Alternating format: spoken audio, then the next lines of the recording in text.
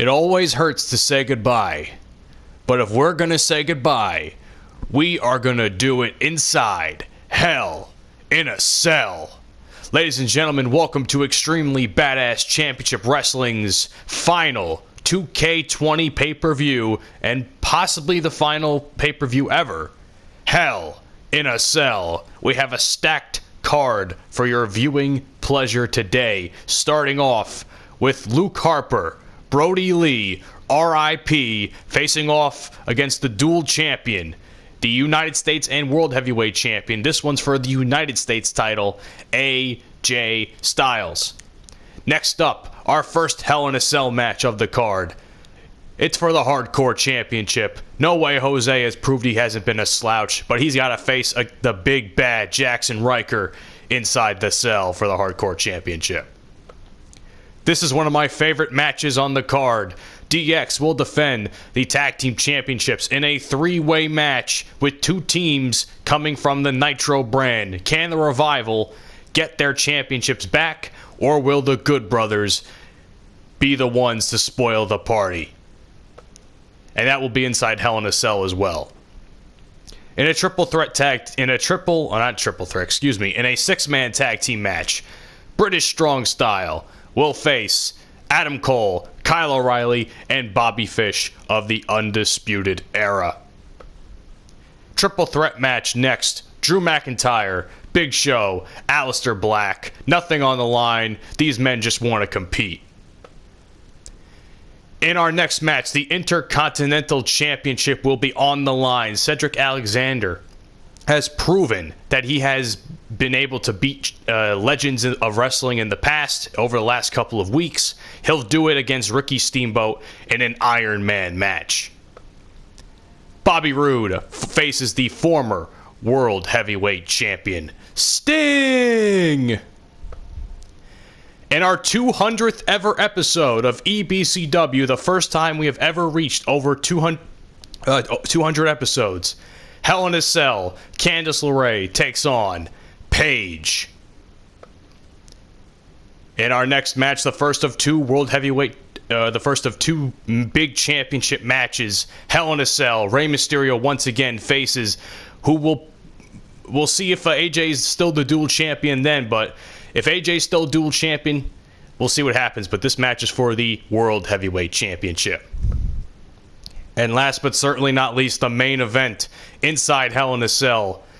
Eddie Guerrero defends the EBCW Championship against Mankind and the man that pulled off one of the greatest coups in wrestling history, Matt Awesome. And I think you guys know who my favorite is in that match. Ladies and gentlemen, without further ado, Hell in a Cell is here.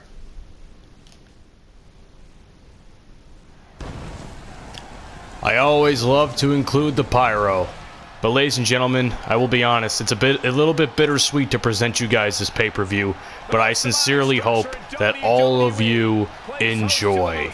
It really has meant a lot to me to bring you this series over the last year. As much as I dislike this game, Sioux City, Iowa, you're getting the last ever EBCW 2K20 pay-per-view, and I hope you enjoy it. It's something about starting a championship match with the United States Championship. Every time we've started off a pay-per-view with the United States Championship, AJ Styles has been undefeated every single time. Of the original champions that were part of the beginning of the season, AJ is the only OG champion left. He's the crown jewel, as I have called him in the past. He is the dual champion. The contest is scheduled for one fall. And is for the WWE United States Championship. Greg, we've had this talk before, buddy. It's the EBCW Championship, bro. But it's fine. It is what it is. It's the last pay-per-view. I'm happy. Let's all be happy today, ladies and gentlemen. Now, Luke Harper, Brody Lee. This match kind of holds a special place in my heart. I said this before and I'll say it again. Luke Harper's passing was the equivalent of fans of the past when they lost, or at least for me, I had never really experienced a major, wrestling loss like this one, because this one was so sudden, so unexpected. This was essentially my generation of fans, Eddie Guerrero, and before that you can say those generations of fans who loved Eddie Guerrero, that was their Owen Hart. So this match was set up as a thank you to Luke Harper, to give him a championship opportunity for Brody Lee, and it's just this is how we will remember him, in these games. I certainly hope they were able to do something with Brody Lee before he passed for the AEW game, because that would probably be the last time we ever see him in any sort of a medium when it comes to wrestling, and it really is a shame. By the way, ladies and gentlemen, don't ask me why Candice LeRae is next to AJ Styles. I tried to fix it. I don't understand how it's not working, but it is what it is. But Candice LeRae, she'll be in the 200th episode of EBCW. That's a big fucking step. The 100th episode, we always had an EBCW championship match, and AJ Styles, or not AJ Styles, but Candice is going to take part in the 200th episode. So that's a big step for women's wrestling right there. Hope you guys check that out in the coming week. But AJ Styles, like I said before, he's the crown jewel, the dual champion. He is currently holding the United States and World Heavyweight Championship after defeating Samoa Joe at the last pay-per-view, which was SummerSlam. And now he's looking to leave here with one, or at least with two, with both of his championships, but with any luck, he'd be lucky if he gets one, with the enormous task he has standing in front of him today in Luke Harper.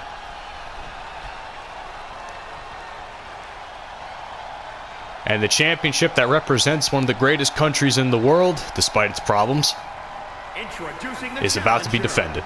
Weighing in at 275 pounds, Harper!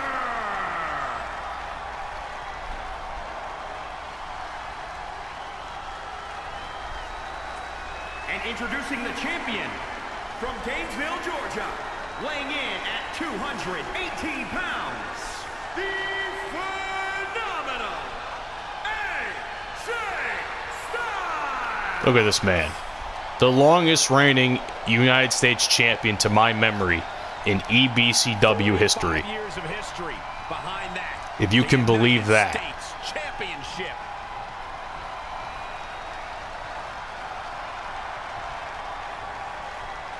And that is what it is all about. And I'm not going to lie, the new United States Championship has kind of been growing on me, although I do prefer the old look of the other one better. That's just my humble opinion. Let's get it going, ladies and gentlemen.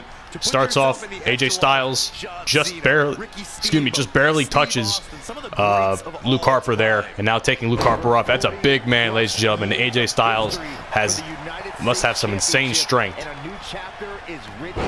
Big discus clothesline to Harper, and a kick misses there. Harper just gets out of the way. Backdrop there by Harper, and now you're starting to see Harper's size and power take place. I said before, I mean, this might, as far as I know, this is Harper's first championship opportunity since the inception of EBCW, or back in 2K16, but he has been a tag team champion before in previous WWE games before EBCW was made official. And it would definitely mean a lot for me if he can win this match. I'm not saying I'm rooting against AJ Styles, but because you always should bet your money on AJ Styles. But Harper, Brody, he's the sentimental favorite for me to win this match, if I'm being honest. And AJ Styles taking an opportunity to do a little showboating. I can't say I blame him, since he is probably the most arrogant man on the Nitro brand. It's nothing he hasn't been through before. Another great move there. Nice Hurricane Rana takedown by AJ Styles there. First cover of the match. Referee getting into position. 1. And a kick out at 1. That was a very slow reaction by the referee there. One could argue AJ could have at least gotten a 2 count before a wild strike there by Brody Lee. you'll hear me saying Brody Lee and Luke Harper used interchangeably. So just know I am talking about the same person, obviously. But AJ Styles will always be known as the dual champ, the crown jewel. Like I said, he is looking to walk out of here with both his championships intact. He still has to have, and there's a reason why this match is taking first. He still has to have a Hell in a Cell match in the co-main event of Hell in a Cell against Rey Mysterio, who won his opportunity in a battle royale to determine the #1 contender. And now Brody Lee in a chin lock. AJ Styles getting out of it now. And as you can see, AJ Styles has gotten the better of Brody Lee so far, but one could wonder if the size and experience of Brody Lee could definitely come in handy as the match wears on. You know, a big man's quite durable, as they like to say in the wrestling business. But I don't know how durable he is right now, as another slam by AJ Styles. I think that's the reverse 1916 if I'm not mistaken. Nice reversal by Luke Harper there. And now he goes for, I'm not sure what this move is. Oh, just a standard headbutt. Nothing fancy about that. Just a good old-fashioned brawling move. You love to see it, ladies and gentlemen. And an uppercut there for good measure. And just throwing the United States champion across the ring. At this point, Harper is not taking any shit. And a big knee to the gut there by the U.S. champion.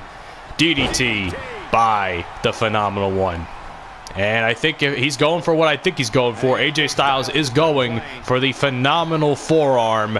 The move that has put away so many other challengers in the past.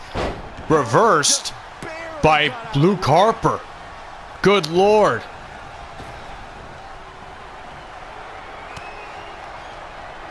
Luke Harper taking the champion to the ropes. I don't know what he has planned. Setting him to the outside with a big clothesline. I don't know if he's planning to go for what I think he's planning to go for. Oh, God.